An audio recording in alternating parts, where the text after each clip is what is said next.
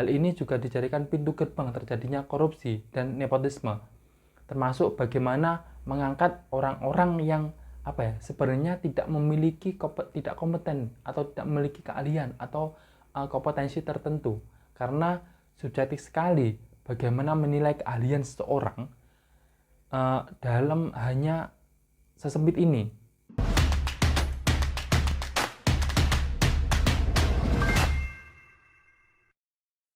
Setelah menjadi perbincangan publik soal meloloskan putra presiden dan kena semprot Mahfud MD, kini Mahkamah Agung atau MA mendapat hadangan lagi dari Perkumpulan untuk Pemilu dan juga Demokrasi atau disingkat Perludem.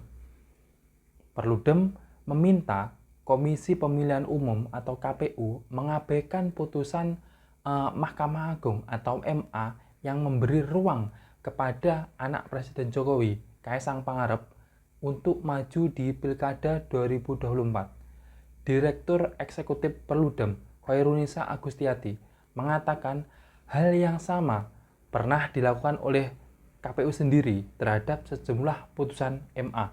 Misalnya saat KPU mengabaikan putusan MA yang mengatur keterwakilan perempuan di pemilu 2024 kemarin. Khairunisa sendiri mengatakan tidak ada sanksi bagi KPU jika tak menjalankan putusan MA tersebut. Bahkan KPU juga tak melanggar perundang-undangan jika melakukan hal itu atau membatasilah.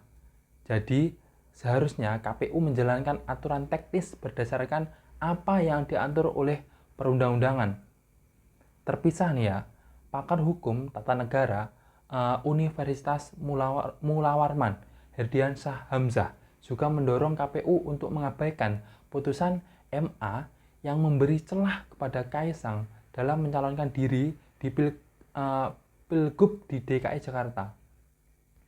Herdiansyah beralasan putusan MA ini janggal dan tak sesuai dengan perundang-undangan.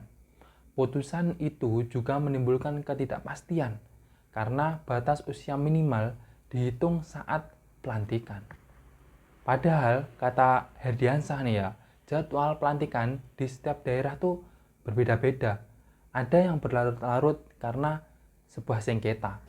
Dia menilai aturan di PKPU sebelumnya justru telah jelas karena merujuk tanggal pendaftaran calon terpilih.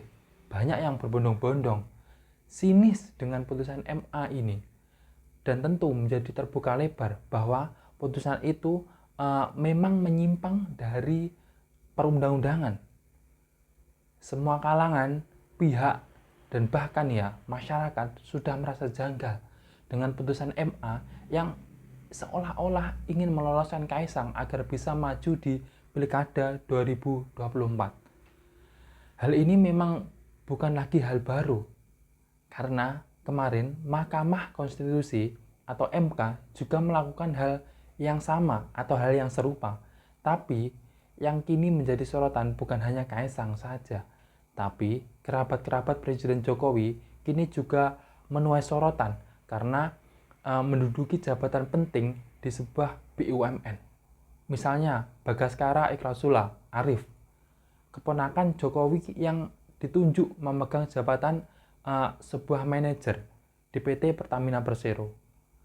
Sebelum di Pertamina, dia sempat menjabat di PT Bank Rakyat Indonesia atau bisa disingkat BRI. Di BRI ini ia masuk pada tahun 2021. Selain Bagaskara, ada Joko Priambodo. Joko ini menjabat Direktur Pemasaran dan Operasi di PT Logistik atau anak perusahaan PT Pertamina. Dia resmi di posisi ini pada 20 Mei 2024. Dan dia ini menantu Anwar Usman, keponakan Jokowi. Hal ini juga dijadikan pintu gerbang terjadinya korupsi dan nepotisme, termasuk bagaimana mengangkat orang-orang yang sebenarnya tidak kompeten atau tidak memiliki keahlian atau kompetensi tertentu, karena subjektif sekali bagaimana menilai keahlian seseorang dalam hanya sesempit ini. Kemudian seperti ya tentu saja ini miris sekali entah mau jadi apa negara ini ke depan. Tahun ini adalah tahun paling berat buat banyak orang, buat masyarakat, tapi sekaligus tahun paling menyenangkan bagi sebagian keluarga. Jadi kita kembalikan lagi kepada masyarakat, kita kembalikan lagi kepada semua kalangan lah yang tentu sangat terganggu dengan hal ini. Maka dari itu kita harus memberikan apresiasi kepada masyarakat yang secara tidak langsung legowo lah dengan ini semua. Jadi ya kita tunggu saja bagaimana manuver-manuver yang dilakukan oleh para penguasa ini.